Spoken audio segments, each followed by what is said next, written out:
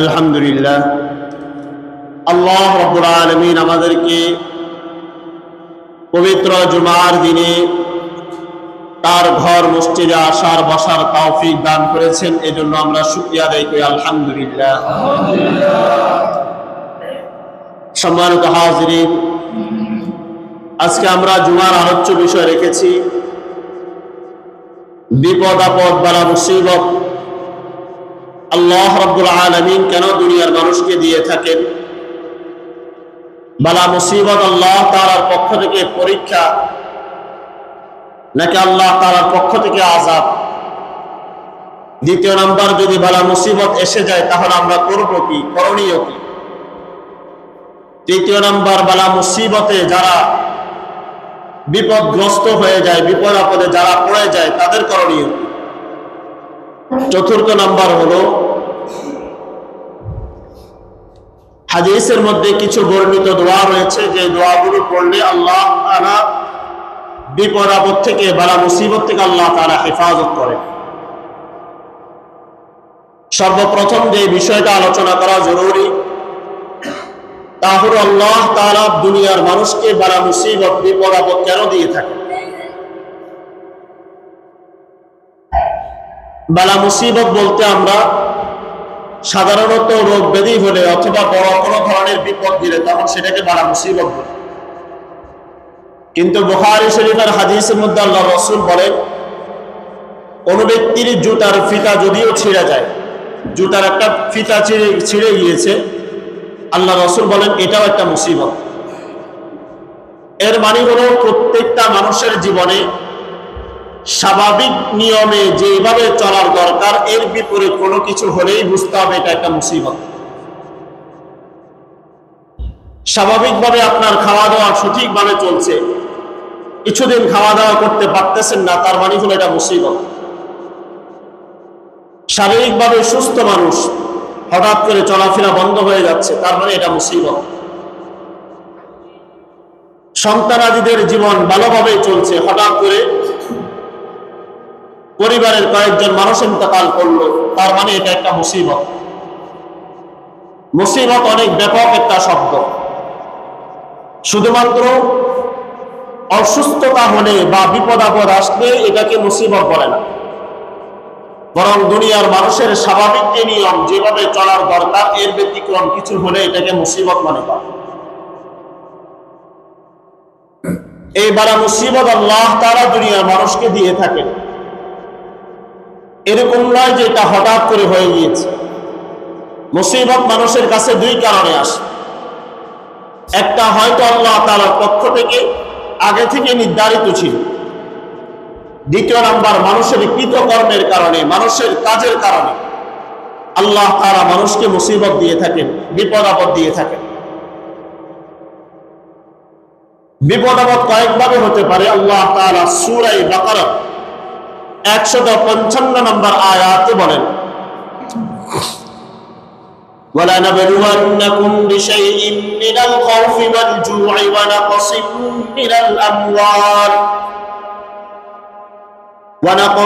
مِّنَ الْأَمْوَالِ وَالْأَنفُسِ وَالثَّمَرَاتِ وَبَشِّرِ الصَّابِرِينَ। আয়াতে আল্লাহ রাব্বুল আলামিন বলেন, আমি দুনিয়ার মানুষকে পরীক্ষা করব।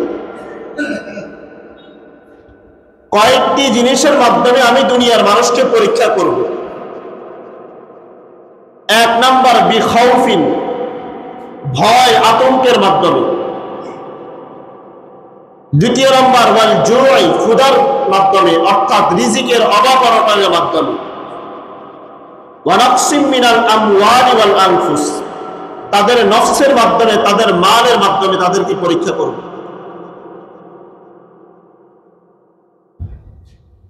পঞ্চম নাম্বার, তাদের ফল ফলাদির মধ্যে দুর্ভিক্ষের মাধ্যমে আমি পরীক্ষা করব। তো সর্বপ্রথম আল্লাহ তাআলা বললেন, আমি মানুষকে ভয় দেখিয়ে পরীক্ষা করব, আতঙ্ক তৈরি করে দিব তাদের মাঝে। এই আতঙ্ক কয়েকভাবে হতে পারে। মানুষের স্বাভাবিক জীবন যেভাবে চলছে, হঠাৎ করে কোনো জিনিসের ভয় তার অন্তরের মধ্যে তৈরি করে দেওয়া, কোন এক ধরনের মহামারী আল্লাহ তাআলা দিয়ে দেওয়া, অথবা পুরা পরিবারের মধ্যে এক ধরনের অসুস্থতা দিয়ে দেওয়া সকলের মাঝে, এটাও মানুষের মধ্যে একটা ভয় আতঙ্ক তৈরি হয়। আর এটা আল্লাহ তাআলা বলেন আমার পরীক্ষা। দ্বিতীয় নম্বর, ক্ষুধা যন্ত্রণার পরীক্ষা। খাবারের সবকিছু আইটেম তৈরি আছে, সবকিছু আপনার সামনে আছে, কিন্তু ডায়াবেটিক্সের কারণে খাবার যাচ্ছে না। অসুস্থতার কারণে খাবারের মধ্যে অনেক ধরনের পরিবর্তন করতে হয়। অনেক সময় খাবার আছে কিন্তু চাহিদাও আছে, কিন্তু খাবারের মতো শক্তি আর ক্ষমতা নেই। আল্লাহ তাআলা বলেন এটাও আমার পক্ষ থেকে পরীক্ষা, এটাও একটা মুসিবত। মানুষের জানের মাধ্যমে আল্লাহ তাআলা পরীক্ষা করেন। সন্তান অসুস্থ, কয়েকদিন আপনি অসুস্থ ছিলেন, স্ত্রী অসুস্থ হয়ে গেছে, স্ত্রী সুস্থ হলে এদিক দিয়ে মা অসুস্থ হয়ে যাচ্ছে, আরেকদিকে দেখা যাচ্ছে নিজের সন্তান অসুস্থ, পরিবারের অমুক অমুক অসুস্থ, অথবা অমুক মারা যাচ্ছে, আবার পরের দিন শুনলেন আপনার ভাই মারা গেল, কিছুদিন পরে শুনলেন আত্মীয় একদম ঘনিষ্ঠ বন্ধুরা মারা গেল। আল্লাহ রাব্বুল আলামিন বলেন এটা আমি বান্দাকে পরীক্ষা করি মুসিবতের মাধ্যমে, তার জানের উপর পরীক্ষা করি। তো এভাবে আল্লাহ রাব্বুল আলামিন ক্ষুধার দ্বারা, ফসলাদের মধ্যে দুর্ভিক্ষের মাধ্যমে ফসল ফেললেন, সব কিছু সুন্দরভাবে চলছে, হঠাৎ করে বৃষ্টির মাধ্যমে পুরা ফসল শেষ। আল্লাহ তাআলা বলেন এটা আমার পরীক্ষা। এজন্য আল্লাহ রাব্বুল আলামিন বলেন وَلَنَبْلُوَنَّكُمْ بِشَيْءٍ مِّنَ الْخَوْفِ وَالْجُوعِ وَنَقْصٍ مِّنَ الْأَمْوَالِ وَالْأَنفُسِ وَالثَّمَرَاتِ وَبَشِّرِ الصَّابِرِينَ। আমি দুনিয়ার মানুষদেরকে ক্ষুধার মাধ্যমে, যন্ত্রণার মাধ্যমে, ভয়ের মাধ্যমে, তাদের জানের নিরাপত্তার মাধ্যমে, তাদের মালের মধ্যে ঘাটতির মাধ্যমে, তাদের ফসলাদির মাধ্যমে, নোকসানের মাধ্যমে আমি মানুষদেরকে পরীক্ষা করি। ওয়াবাশশিরিস সাবিরিন, এই 5 জিনিসের মধ্যে যারা ধৈর্য ধারণ করবে, যারা বিপদ আপদ আসার পরেও ধৈর্য ধারণ করবে, নবী আপনি তাদেরকে জান্নাতের সুসংবাদ দিয়ে দিন। আয়াতের দ্বারা আমরা বুঝতে পারলাম যে আসলে মূলত বালা মুসিবত এটা আল্লাহ তাআলার পক্ষ থেকে পরীক্ষা।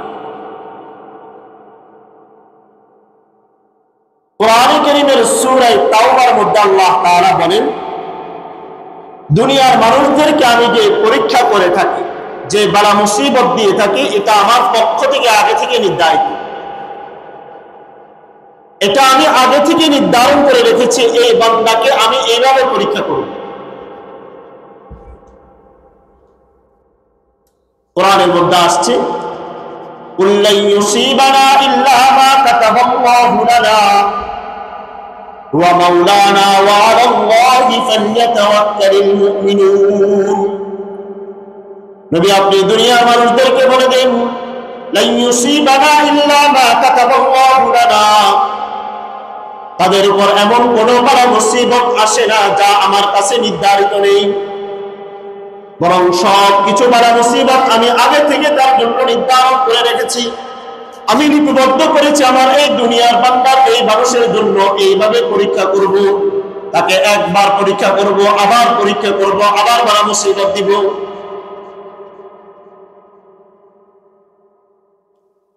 কোরআনের উপর আয়াত আল্লাহ তাআলা বলেন ওয়া মা আসাবাকুম মিন মুসিবাতিন ফাবিমা কাসাবাত আইদিকুম ওয়া ইয়াফু আন কাসীর। দুনিয়ার এমন কিছু বড় মুসিবত রয়েছে, এমন কিছু বিপদ আপদ রয়েছে যেগুলো দুনিয়ার মানুষ তার হাতের কামাইয়ের মাধ্যমে নিয়ে আসে।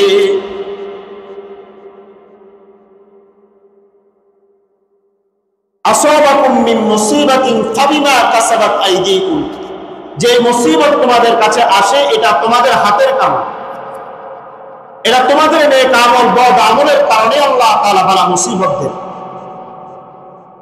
যখন কোন এলাকা ব্যাপী, কোন সমাজ ব্যাপী, কোন রাষ্ট্রব্যাপী মানুষ অশ্লীলতার মধ্যে লিপ্ত হয়ে যায়, জেনা ব্যভিচারের মধ্যে লিপ্ত হয়ে যায়, মানুষ যখন সুদের লেনদেন বেশি করতে শুরু করে, যখন নাফরমানি বেশি শুরু হয় তখন আল্লাহ তাআলা ওই সমাজের মধ্যে, ওই রাষ্ট্রের মধ্যে আল্লাহ তাআলা ঘূর্ণিঝড় সহ বড় বড় ধরনের সুনামি, বড় বড় বিপদ আপদ দিয়ে থাকে,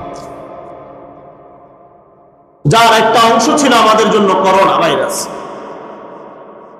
এটা মানুষের নিজের হাতের কামাই ছিল। মানুষ যখন নাফরমানি করতে করতে, আল্লাহ তাআলার নাফরমানি করতে করতে সীমা ছাড়িয়ে গিয়েছে, তখন আল্লাহ তাআলা মুসিবত দেওয়া শুরু করেছে।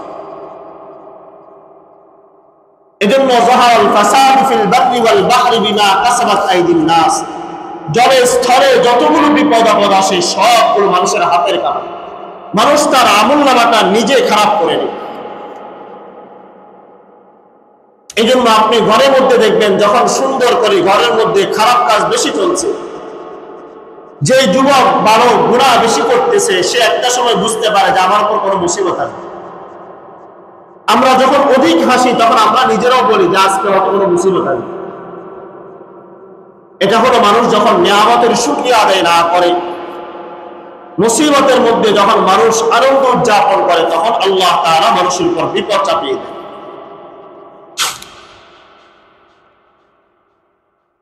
কোরআনে কারীমের অপর আয়াতে আল্লাহ তাআলা বলেন, ওয়া মা আসাবা মিন মুসিবাতিন ইল্লা বিইذনিল্লাহ। মানুষের কাছে যখন কোনো মুসিবত আসে, এটা আল্লাহ তাআলার অনুমতির মাধ্যমে আসে, আল্লাহ তাআলার মাধ্যমে এটা আসে। এরকম নয় যে হঠাৎ করে দুনিয়ার মানুষ তার সাথে খারাপ আচরণ করে, এরকম নয় যে সে রাস্তায় চলতেছে হঠাৎ করে একটা গাড়ি তাকে আঘাত করলো, বরং এটা আল্লাহ তাআলার পক্ষ থেকে আগে থেকে নির্ধারিত। সূরা তাগাবুনের মধ্যে আল্লাহ তাআলা বলেন, ওয়া মা আসাবা মিন মুসিবাতিন ইল্লা ফি কিতাবিম মিন ক্বাবলি আন নাবরাহা।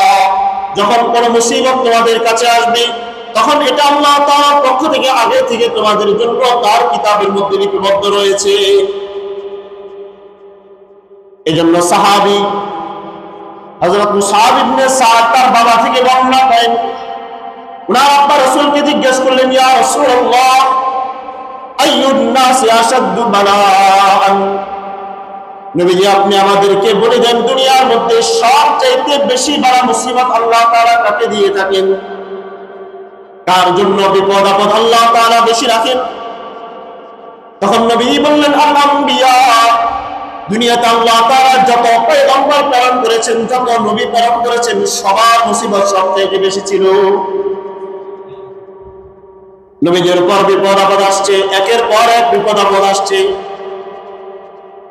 এক একজন নবীকে আল্লাহ তাআলা যে পরিমাণ বড় মুসিবত দিয়েছেন, যে পরিমাণ মুসিবত দিয়েছেন, বিপদ আপদ দিয়েছেন, দুনিয়ার কোনো মানুষকে আল্লাহ তাআলা দেন নাই। নবীজি বললেন, সবচাইতে বড় মুসিবত আসে নবীদের উপর। সুম্মাল আমসাল, এরপর যারা নবীদের মতো, অর্থাৎ যারা আমল আখলাকে নবীদের মতো, নবীদের অনুসরণ করে, সাহাবায়ে কেরাম নবীদের অনুসারী যারা ছিলেন, এদের উপর বলা মুসিবত আসতে শুরু হয়। সুম্মাল আমসাল, এরপর তারা নবীদের পরে যারা সাহাবায়ে কেরাম তাদের উপর, এরপর সাহাবায়ে কেরামদের পরে যারা আসে এদের উপর বলা মুসিবত আসে। ফায়ুবতালা রাজুলু আলা হাসাবি দীনিহি, মানুষকে আল্লাহ তাআলা যে বড় মুসিবত গুলো দিয়ে থাকেন, এগুলো মানুষের আমল অনুযায়ী, দিন অনুযায়ী, ধর্ম অনুযায়ী, সে যে পরিমাণ নেক আমল করে ওই অনুযায়ী আল্লাহ তাআলা বড় মুসিবত দেন। সাহাবীর প্রশ্ন ছিল, ইয়া রাসূলুল্লাহ, সবচাইতে বড় মুসিবত আল্লাহ তাআলা কাকে দিয়ে থাকেন? নবীজি বললেন, সর্বপ্রথম নবী, এরপর নবীদের অনুরূপ যারা আছে তথা সাহাবায়ে কেরাম, এরপর সাহাবায়ে কেরামদের অনুকরণ যারা করে তাবিঈ, তাদের উপরে আল্লাহ তাআলা বড় মুসিবত দেন। এরপর প্রত্যেকের দিন অনুযায়ী যে যত বেশি নেককার, যে যত বেশি ভালো, তার মুসিবত তত বেশি। এজন্য আমরা অনেক সময় বলি যে কত চোর বাটপাররা আছে, এদেরকে কোনো মুসিবত নেই, বিল্ডিং বাড়িওয়ালা মালিক সুদের লেনদেন করে, তার কোনো অসুস্থতা নাই, অথচ লোকটা ভালো মানুষ, কি একটা বিপদ আবার তার উপর দিয়ে যাচ্ছে। এই জন্য নবী বলেন, আলা হাসাবি দীনি, তার দিন যেমন, তার ধর্মের অনুসরণ যেরকম, তার ঈমানের পাওয়ার যতটুকু, তার পরীক্ষা যতটুকু। ফাইন কানা ফি দীনিহি রিক্কা, যদি তার দ্বীনের ক্ষেত্রে দুর্বলতা থাকে, সে যদি নেক আমল ভালো না করে তাহলে তার ওই অনুযায়ী বিপদ আপদ আসে, অর্থাৎ তার বিপদ আপদ হালকা হয়। এই বিপদ আপদ হালকা হওয়ার উদ্দেশ্য হলো যে তার নেক আমল যতটুকু আছে ওই নেক আমল যদি সাহাবায়ে কেরামদের অনুযায়ী হয়, যদি তাবেঈদের সমপরিমাণ নেক আমল করে নেওয়ালা হয়, তাহলে আল্লাহ তাআলা তাকে মুসিবতও ওই পরিমাণ দেন। এজন্য যারা ঈমানদার, যারা মুসিবতের মধ্যে আছে, একটার পর একটা মুসিবত আসতে আছে, বুঝতে হবে আপনার ঈমানের পাওয়ারও এরকম আছে, যার কারণে আল্লাহ তাআলা মুসিবত বেশি দিচ্ছে। এর বিপরীত যাদের নেক আমল বলতে কিছুই নেই, বেনামাজি, তাকে কোনো সময় শয়তান স্পর্শ করে না। একজন নামাজি ব্যক্তিকে যে পরিমাণ শয়তান ধোঁকা দেয়, বেনামাজিকে এই পরিমাণ ধোঁকা কখনোই দেয়। দিন যে যতটুকু পালন করে আল্লাহ তাআলা পরীক্ষা ততটুকু দেন, তার উপর কঠিন একটার পর একটা মুসিবত আসতে শুরু হয়। এজন্য একজন স্কুলের ছেলে আর একটা মাদ্রাসার ছেলের মধ্যে হাজার পার্থক্য দেখা যায়। কারণ ওই ছেলেটা যে নামাজ পড়ে না, যে দাঁড়িয়ে পেশাব করে, যে 24 ঘন্টা সিগারেট টানতে থাকে, মদ ইয়াবা সহ সব ধরনের কাজ করে, এর পাশাপাশি একটা মাদ্রাসার ছেলে আপনার সন্তানকে মাদ্রাসায় দিলেন, 2 দিন পরে পালিয়ে চলে আসে, এর মানে বুঝতে হবে তার পিছনে শয়তান ওইভাবে লেগে আছে। কারণ যে নামাজ পড়ে না, শয়তান তার পিছনে কেন মেহনত করবে?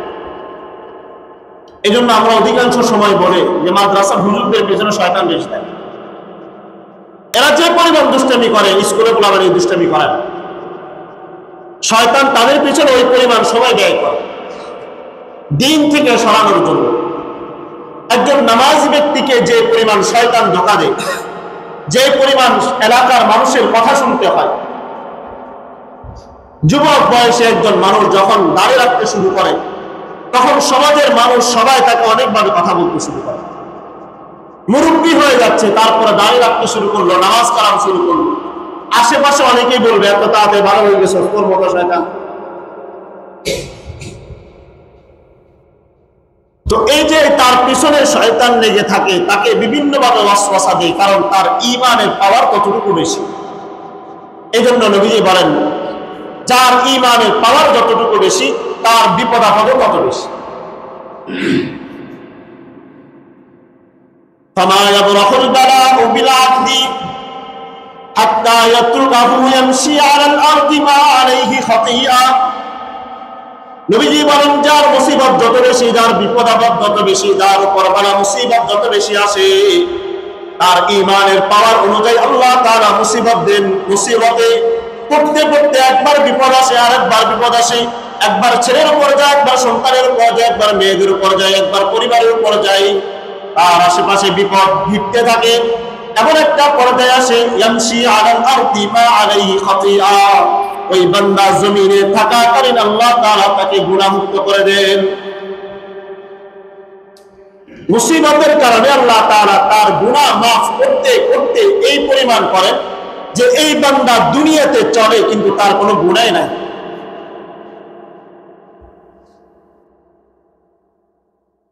এই জন্য আরেক হাদিসের মধ্যে হযরত আনাস ইবনে মালিক রাদিয়াল্লাহু তাআলা আনহু বলেন, ইযা আরাদাল্লাহু বিহিল আবদা আল খায়র, যখন আল্লাহ তাআলা কোন বান্দার কল্যাণের ইচ্ছা করেন, আজ্জালা লাহুল উকুবাতা, ওই বান্দার জন্য আল্লাহ তাআলা বালা মুসিবতের সম্মুখীন করে দেন, তার বালা মুসিবত জলদি নিয়ে আসেন।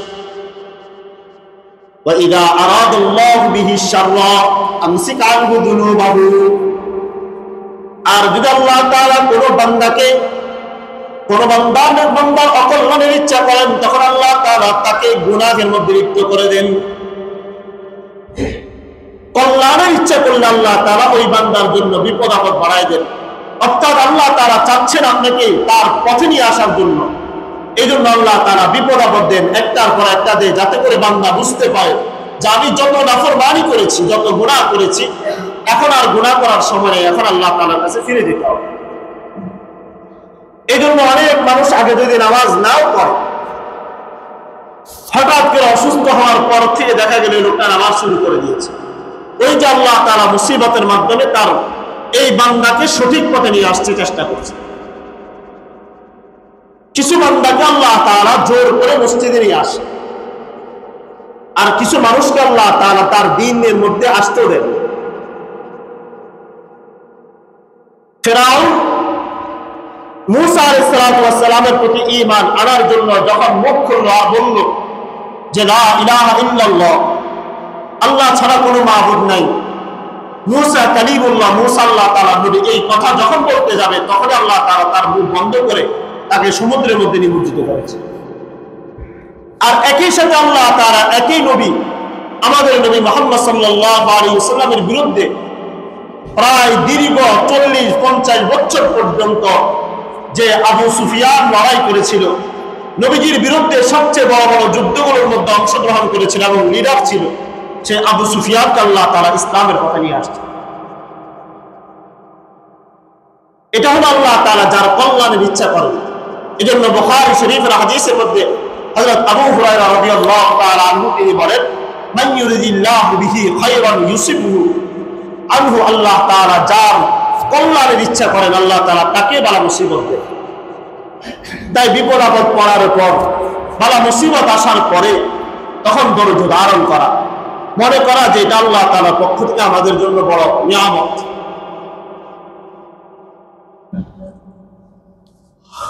কোরআন এবং হাদিসের আলোকে আমরা বুঝতে পারলাম যে বালা মুসিবত এটা আল্লাহ তাআলার পক্ষ থেকে নির্ধারিত, বালা মুসিবত এটা আল্লাহ তাআলার পক্ষ থেকে আমাদের জন্য পরীক্ষা। বালা মুসিবতের মাধ্যমে আল্লাহ তাআলা বান্দার গুনাহ মাফ করেন, বালা মুসিবতের মাধ্যমে আল্লাহ তাআলা মানুষের কল্যাণের ইচ্ছা করেন, আল্লাহ তাআলা মানুষকে সঠিক পথে নিয়ে আসতে চেষ্টা করেন। দ্বিতীয় নাম্বার হলো, যদি আমাদের উপর মুসিবত চলে আসে আমরা কি করি? বালা মুসিবত চলে আসছে, একটার পর একটা বিপদ আসতেছে, আমরা কি করব এই সময়? আল্লাহ তাআলা কোরআনে কারীমের সূরা বাকারার মধ্যে বললেন, আল্লাযীনা ইযা আসাবাতহুম মুসিবা ক্বালু ইন্না লিল্লাহি ওয়া ইন্না ইলাইহি রাজিউন, যখন তোমাদের উপর কোনো মুসিবত আসবে তখন তোমরা ইন্না লিল্লাহি ওয়া ইন্না ইলাইহি রাজিউন পড়ো। আমরা এটা মনে করি কেউ মারা গেছে তখন এই দোয়া করতে হয়। একজন মানুষ মারা যাওয়া এটাও একটা মুসিবত, জুতার ফিতা ছিঁড়ে যাওয়া এটাও একটা মুসিবত, আমার উপর অসুস্থতা আসতেছে লাগাতার এটাও মুসিবত, হঠাৎ করে রাস্তার মধ্যে গাড়ি আপনাকে অ্যাক্সিডেন্ট করে দিচ্ছে এটাও মুসিবত, কোন এক ধরনের বড় বিপদ থেকে আল্লাহ তাআলা উদ্ধার করেছেন এটাও একটা মুসিবত দিয়েছে। যে কোনো মুসিবতের মধ্যে ইন্না লিল্লাহি ওয়া ইন্না ইলাইহি রাজিউন। এছাড়া আরো কয়েকটি মাধ্যম রয়েছে, ইনশাআল্লাহ আমরা আগামী সপ্তাহে আলোচনা করব। আল্লাহ রাব্বুল আলামিন আমাদেরকে সর্ব ধরনের বালা মুসিবত থেকে হেফাজত করুন। সম্মানিত হাজিরিন, সম্প্রতি একটা বিষয় নিয়ে আমাদের আলোচনা করা জরুরি। আমরা এর আগেও কয়েকবার বলেছিলাম যে আমাদের দেশে হিন্দুত্ববাদী ভারতের আগ্রাসন অনেক বেশি বেড়ে গিয়েছে। বিগত 17 বছর পর্যন্ত আমাদের এই রাষ্ট্রের মধ্যে, এবং যারা স্বাধীনতার ইতিহাস জানেন এরা অনেকে ভালো করে জানেন যে আমরা যাদেরকে বন্ধু মনে করি এরা আমাদের এমন এক বন্ধু যে যারা আমাদেরকে সামনে থেকে আমাদের জন্য প্রসাদ বিক্রি করে, প্রসাদ দিয়ে আমাদেরকে মিষ্টি বিতরণ করে, আর পিছন থেকে ছুরি মারে। তো ভারতের আগ্রাসন আমরা ইতিপূর্বে অনেকবার আলোচনা করেছিলাম। দুই ধরনের হিন্দু পাওয়া যায়, এদের ধর্মের মধ্যে প্রায় 360টা দেবতার পূজা করে, এবং এদের প্রত্যেকটা অঞ্চল ভিত্তিক আলাদা আলাদা ধর্ম আছে হিন্দুদের মধ্যে। এর মধ্যে দুই ধর্ম আমাদের দেশে বেশি প্রচলিত, একটা হলো সনাতন ধর্ম আর একটা হলো ইসকন। ইসকন সম্পর্কে আমরা বলেছিলাম আগেও, এটা হিন্দুত্ববাদীদের একটা জঙ্গি সংগঠন। যদিও এটার প্রথম প্রতিষ্ঠা ছিল ভালো, পরবর্তীতে এরা এখন যে রূপ আকৃতি ধারণ করেছে তারা অখণ্ড ভারত তৈরি করতে চায়, অর্থাৎ পাকিস্তান, ভারত উপমহাদেশ, আফগানিস্তান সহ কিছু অঞ্চল সহ নেপাল, ভুটান সহ পুরা অঞ্চলটাকে তারা ভারতের একটা অংশ তৈরি করে হিন্দুদের রাজত্ব কায়েম করার জন্য চেষ্টা করে যাচ্ছে।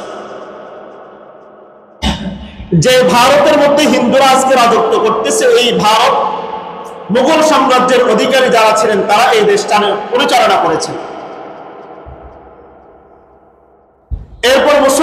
পরিচালনা করেছেন। এরপর বাদশাহ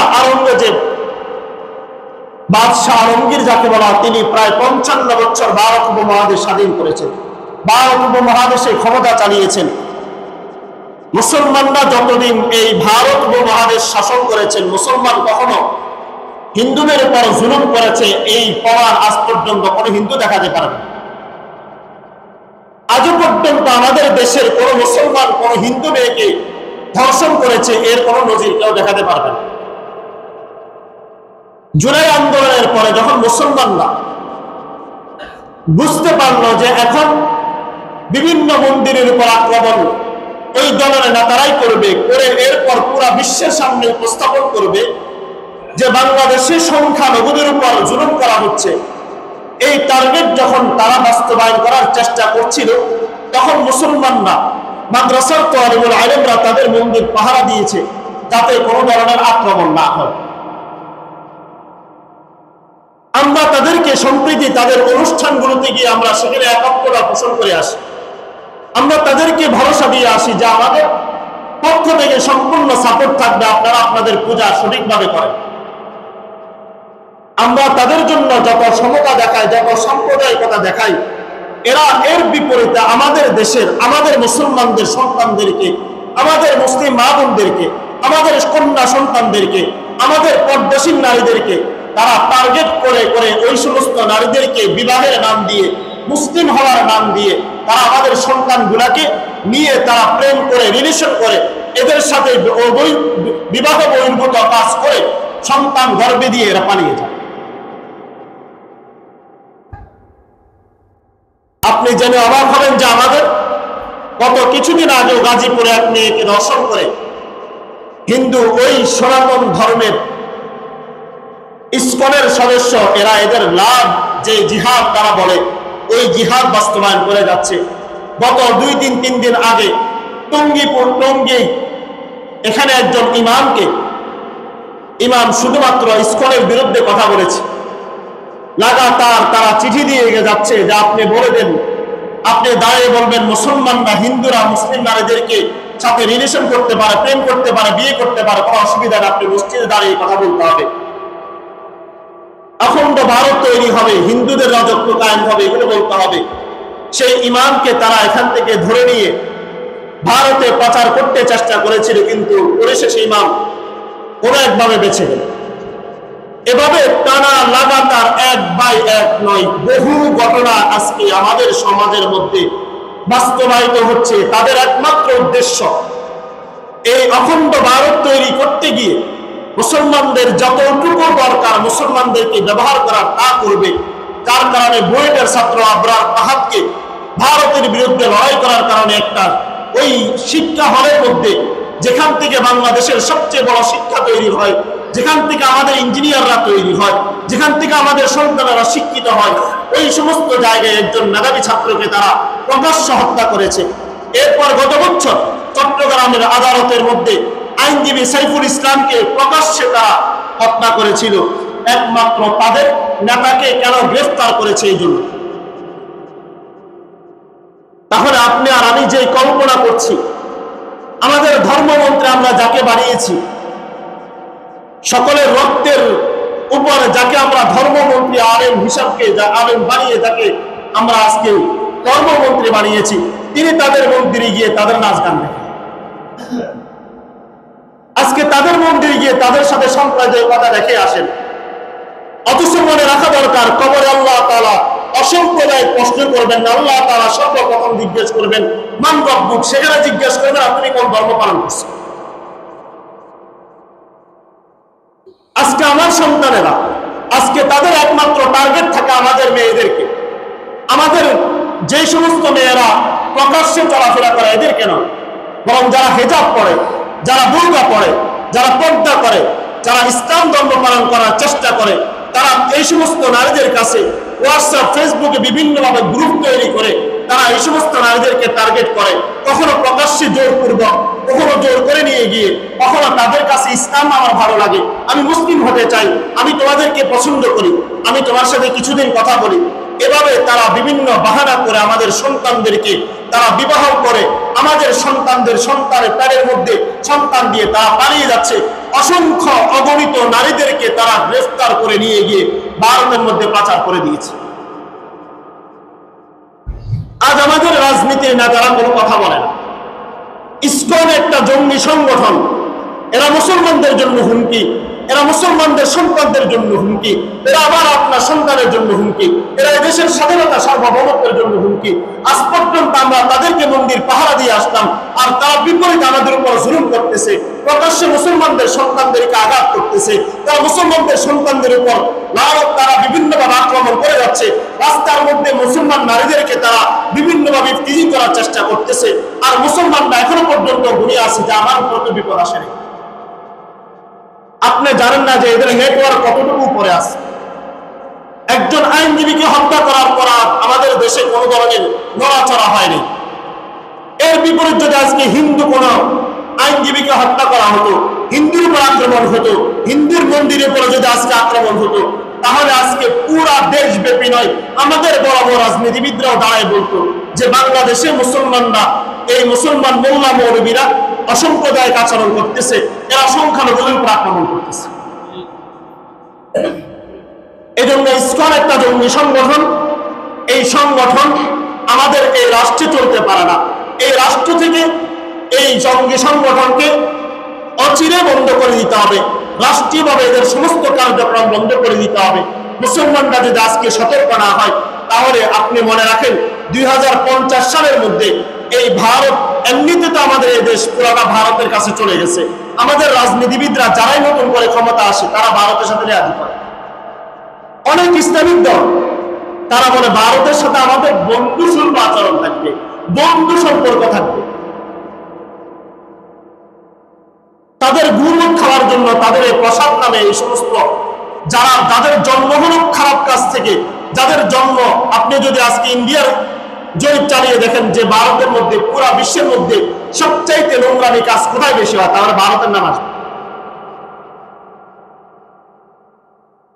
আজকে যদি আপনি ধর্ষণের সেঞ্চুরি দেখেন যে কার বেশি, সবচাইতে ভারতের আসবে। আজকে যদি দেখেন গরুর গোমত খায় কারা, তাহলে দেখবেন ভারতের নাম আসবে। সবচাইতে নোংরা কোন জাতি, তাহলে হিন্দুদের নাম আসবে। তাহলে এমন একটা সম্প্রদায়, এমন একটা জাতি যারা স্বাধীনতার ইতিহাস থেকে নিয়ে আজ পর্যন্ত মুসলমানদের উপর আক্রমণ করে যাচ্ছে, যারা ভারত আর পাকিস্তানের মধ্যে, যারা বাংলাদেশ আর পাকিস্তানের মধ্যে যুদ্ধ লাগিয়ে তারা আমাদের খেলা দেখেছে, আর তারা মুচকি মুচকি হাসি দিয়েছে। আমাদের রাজনীতিবিদরা আমাদের পুরা দেশটাকে তাদের কাছে বিক্রি করে দিছে, আমাদের দেশের সম্পদ তাদের কাছে দিয়ে দিয়েছে। আজও পর্যন্ত আমাদের দেশের এখনো বহু রাজনীতিবিদ, আমাদের বহু নেতা, যাদেরকে আমরা সালাম দিয়েছি, যাদেরকে আমরা এই সংসদে এই মিম্বরের দাঁড়িয়ে কথা বলার অধিকার দিয়েছি, যাদেরকে খতমে বুখারী করার অনুমতি দিয়েছিলাম, যাদেরকে আমরা আমাদের সালাম পেশ করেছি, যাদেরকে আমরা আইডল মনে করেছি, যাদের পবিত্র চরিত্রকে ফুলের মতো পবিত্র বলেছিলাম, আজকে এরা সবগুলা ভারতে গিয়ে বসে আছে। আজকে তারা সেই দেশ থেকে বসে বসে আক্রমণ করতেছে। আজকে আমাদের দেশের সম্পদ পড়ে জোরে পড়ে ছাড়খাড় হয়ে যায়, বিমানবন্দরের মতো জায়গার মধ্যে এত লাখ কোটি টাকার সম্পদ নষ্ট হয়ে যায়, অথচ পিছনে ইন্ধন দাদা সবগুলো ভারত থেকে আসে। তাহলে যে দেশের স্বপ্ন আমরা আজকে দেখি, যাদেরকে আমরা নেতা বানাচ্ছি, যাদেরকে আমরা আমাদের ক্ষমতাধর বানাচ্ছি, যাদেরকে আমরা আজকে ক্ষমতায় সমাসীন করতেছি, এরা সবগুলা পাড়ায় কেন ভারতে যায়? কারণ এতদিন পর্যন্ত ভারতের গোলামি করছে, ভারতের জন্য এই দেশ চালানোর চেষ্টা করেছে, এই দেশকে ভারতের একটা অঙ্গরাজ্য হিসাবে তৈরি করার চেষ্টা করেছে। আজও পর্যন্ত তারা সেই শক্তি প্রয়োগ করে যাচ্ছে, যার কারণে ইসকনের মতো একটা জঙ্গি সংগঠন মুসলমানদের উপর আক্রমণ করে। মুসলিমের ইমামকে, সিলেটের একজন ইমামকে তারা প্রকাশ্য হত্যা করেছে, বিচার হয় নাই। সাইফুল ইসলামের মতো একজন বড় আইনজীবীকে তারা হত্যা করেছে, বিচার হয় নাই। একজন আলিমকে তার মসজিদ থেকে ধরে নিয়ে যায়, কোনো বিচার হয় না। গাজীপুর আমার বোনের উপর আক্রমণ হয়, আমার বোনকে ধর্ষণ করে, কোনো বিচার হয় না। কারণ আজ পর্যন্ত আমাদের প্রশাসনের, আমাদের রাষ্ট্রের প্রত্যেকটা রন্ধে রন্ধে যারা বসে আছে, সবগুলো একটা একটা ভারতের দ্বারা, একটা ভারতের দ্বারা। আপনার যদি বিশ্বাস না হয়, আপনি দেখেন, আপনি তাদের কাউকে আক্রমণ করে দেখেন, তারা কিভাবে পঙ্গবালার মতো ছুটে আসে।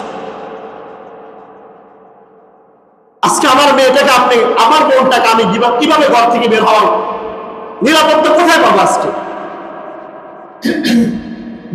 রাস্তায় বখাটে যুবকদের পাশাপাশি আমাদের হিন্দুরাও আছে, মুসলিম ভাইরাও আছে, আমাদের সন্তানদের উপর আক্রমণ করতেছে। এজন্য মুসলমানদের সতর্ক হওয়া জরুরি। শুধুমাত্র বসে বসে মিঠা মিঠা ওয়াজ করলে আমাদের ভালো লাগে, প্রত্যেকদিন সুন্দর সুন্দর বয়ান বলেন, কিচ্ছা বলেন, এটা ভালো লাগে, অথচ আমাদের দেশ পুরানা বিক্রি হয়ে যাচ্ছে ভারতের কাছে। বিভিন্ন সীমান্তগুলো তারা দখল করে রাখছে। প্রতিদিন অবৈধভাবে হাজার হাজার নারীদেরকে ধরে ধরে নিয়ে ঠিকানা পাচার করে দিচ্ছে, তাদের প্রতিটারা বিক্রি করে দিচ্ছে। এই সমস্ত বোন না কখনো ফিরে আসতে পারবে না, তারা প্রতিবাদ করতে পারবে, তাদের দেশে চলে যাবে, তারা প্রতিবাদ করার ক্ষমতাও দিবে। এজন্য ইসকনের বিরুদ্ধে আমাদের আন্দোলন গড়ে তোলা দরকার। আমার যেইভাবে সামর্থ্য আছে, আপনার আমার সামর্থ্য যেভাবে আছে, যদি ফেসবুকের মাধ্যমে হয়, যদি আইন আদালতের মাধ্যমে সম্ভব হয়, তাহলে ইসকনের বিরুদ্ধে এখনই লড়াই করা দরকার। এরা কিন্তু দেশের স্বাধীনতার জন্য হুমকি, এরা এই দেশটাকে ভারতের অঙ্গরাজ্য বানানোর জন্য চেষ্টা করে যাচ্ছে।